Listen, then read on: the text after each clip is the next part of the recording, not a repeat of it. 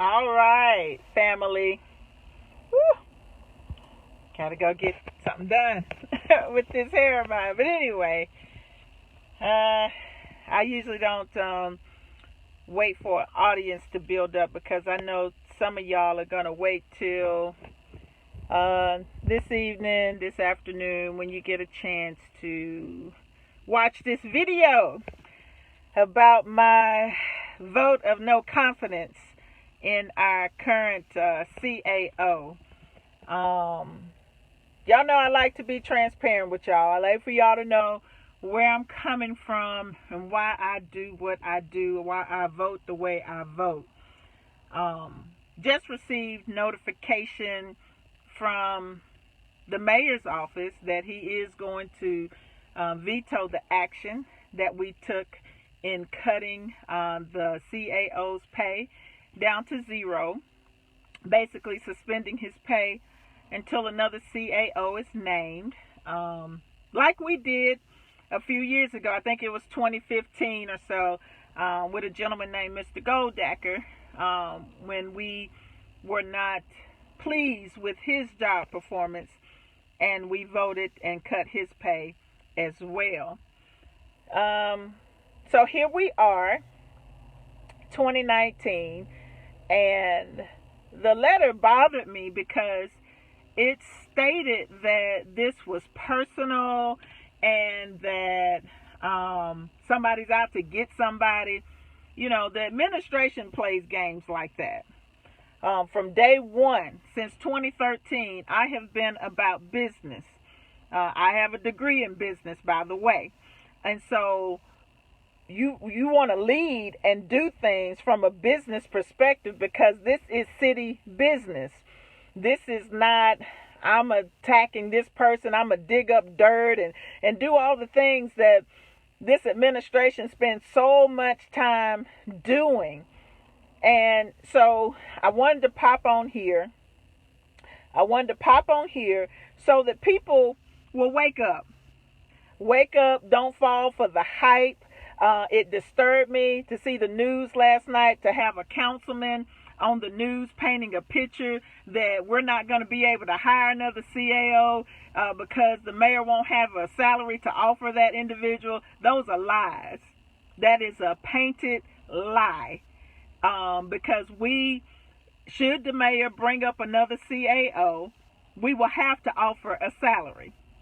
What was done the other day was basically the council trying to send a strong message of no confidence in the current CAO that's serving in that position.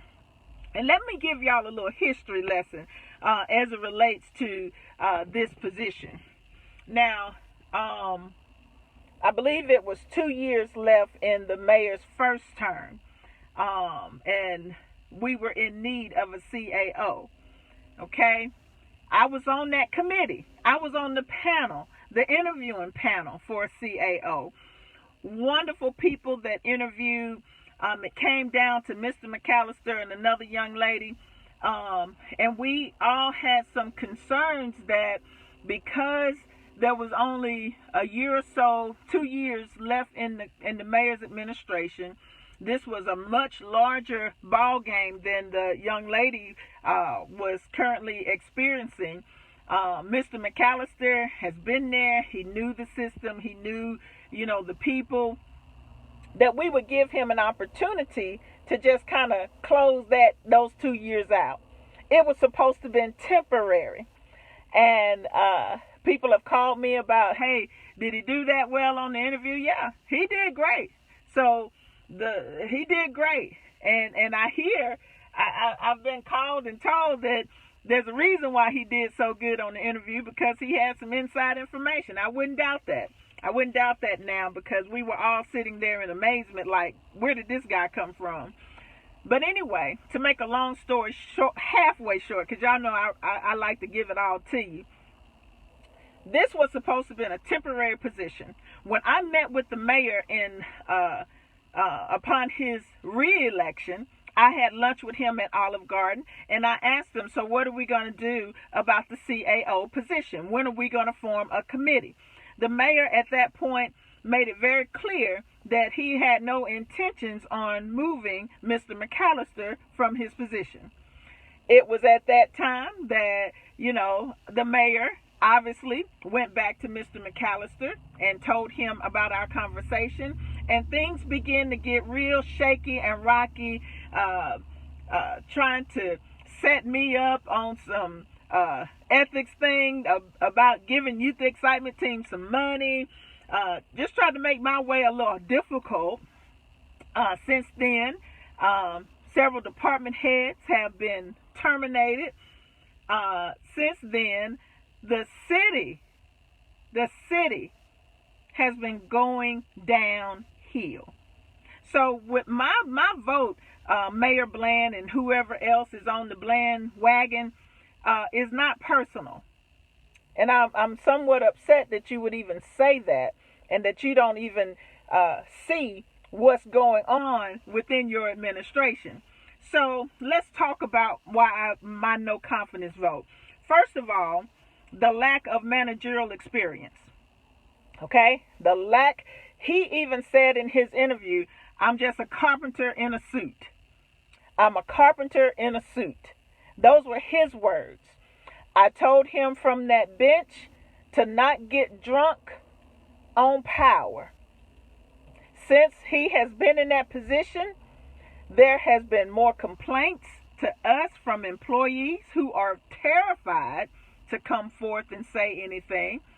The morale among our city employees are down. We are losing good workers.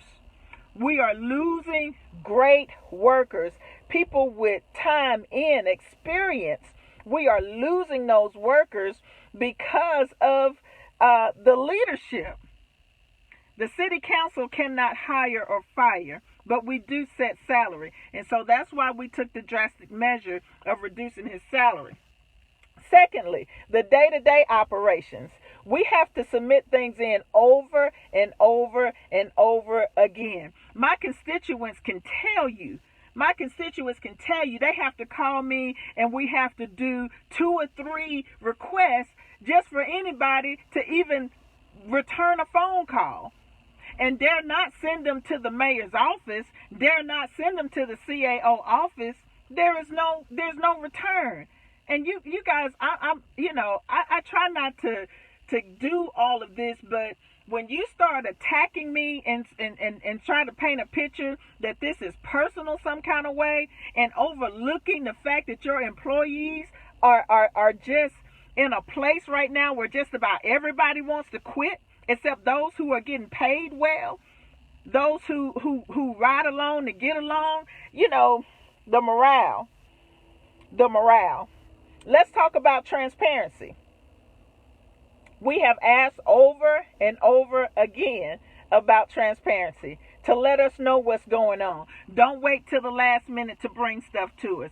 And every council meeting, there's an amendment to the agenda. We need to add something that all of a sudden we got to know this today. We got to vote on this now. And it's like, now that we're taking time to ask questions and get an understanding and table items, that seem to be a problem. Interesting. So the transparency is not there. There are people on this city council that have asked for information. Some of us get it quickly. Some of us get it not at all. And to me, that's not fair. That's not right, and it does nothing for our city. It does nothing for our constituents. It does nothing for the people who voted us into these offices in the first place. Transparency. Let us know what's going on. That has not happened. And then just job performance altogether. Job performance altogether has been, as I stated, we took a chance. We took a chance on putting this gentleman in this position. He has no experience, people. He has no experience as a CAO. He is young. He is a carpenter in a suit, as he said himself. We took a chance, because if y'all don't know by now that I have been trying to work with this administration and will continue to do so. I will continue to try to work with this administration. But this gentleman, and to paint a picture that is personal, we took a chance on a young man who had no experience at all. The CAO, there are certain qualifications and certain things that should happen. The CAO that we have in the position right now, we took a chance on. It was supposed to have been temporary. And here it is, that has become a permanent thing. And even though there are complaints, even though there have been wrongdoings, even though people are getting hooked up left and right, even though there are so many investigations going on, even though there are lawsuits pending, even though there are many days of frustrations and irritations, even though they spend all this time trying to bring people down instead of building people up. Any company, if this was any other company, you would not have a CAO in that position with all the chaos, all the low morale, all the lack of transparency, with all the poor job performance, with everything that's going, the lack of managerial experience. I mean, will bottleneck stuff to keep things from going through. That's not right. And until we take a stand, and until we send a message, yes, he has vetoed this item, and it's going to take four votes to overturn his veto. This was a 3-1 thing that was done. I'm not sure if the other 2 council members will have the guts to overturn the mayor's decision, even though they see the same things that we see, even though they know the same things that we know. Don't know if they, for whatever reason, maybe they don't see what we see. Hey, all I know is that this was supposed to have been temporary. It in some kind of way became permanent. And if for some reason the mayor's veto is upheld, it's going to be interesting to see what happens in Ward 4. It's going to be interesting to see what happens in Ward 2. It's going to be interesting to see what happens in Ward 5. It's going to be very interesting to see what's going to come out the woodwork anonymously on us because we decided to take a stand. I hope y'all wake up. I hope y'all see the handwriting on the wall. Fighting so hard for someone that obviously there has been some issues. Obviously, there are some concerns. Business people have said, since we did that vote, it's been so many people, black and white. This is not a black-white issue. Black and white have said, thank you. I appreciate somebody standing up to this bully. I appreciate somebody saying something so that we can develop a relationship with the county, so that the governments can begin to work together and we get things done together. That's what this whole thing is with me. It is not personal. And I'm sure I speak for Mr. Johnson, and I hope I speak for Mr. Linderman. It has nothing to do with personal.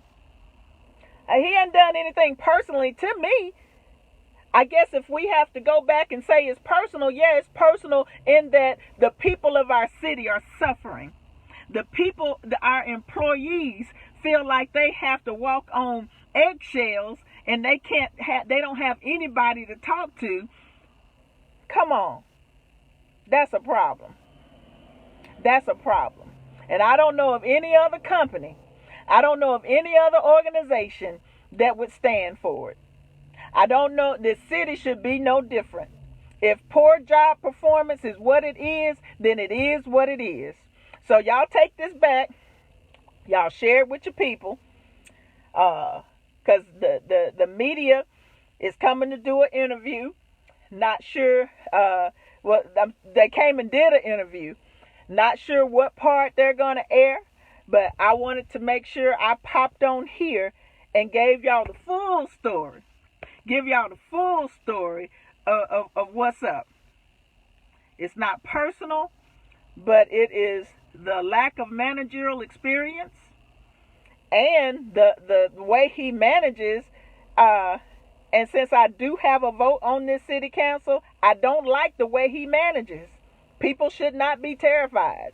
People should be able to speak up and say whatever they want to say. And there should be an avenue. It should be an avenue. The CAO position should not be a threatening position, but it should be someone in position that wants to better the welfare of the employees so we all can get along and get things done for our city. The day-to-day activities not being handled because this particular CAO feels like he has to have his hands on every single thing. He has to have his hands on every single thing. So a lot of times the day-to-day things of the city, they go undone because they're spending all their time trying to figure out how to bring somebody else down. All right. And so then we got the transparency issue. Y'all writing this down? It's number 3, the transparency issue. They're keeping stuff from us. We find out about special bank accounts. We find out, oh yeah, we do have money to do this. We riding around town and see things being done on certain parts of town that's not being done on other parts of town. You know, the transparency.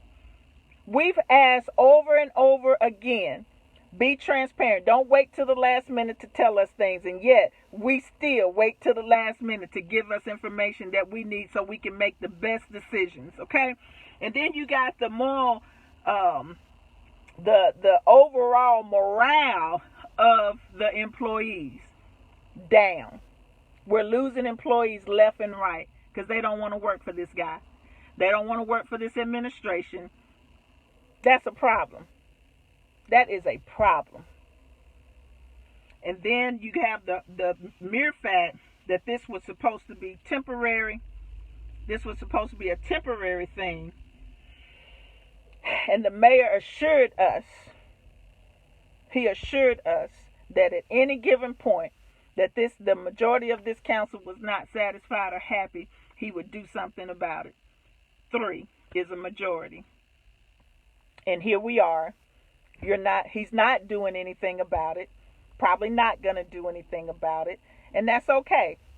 So when things continue to crumble, when relationships continue to be broken, when promises are continuing to be unmet, then what? Then what? So people, I hope you're paying attention. This was not personal. This was a vote of no confidence in our current CAO. And I think I covered it all. And I hope that answers the questions. I hope that brings a little clarity as why I voted the way that I voted. And I'm passionate about my city. I'm passionate about the people of this city, not just in Ward 4, the entire city.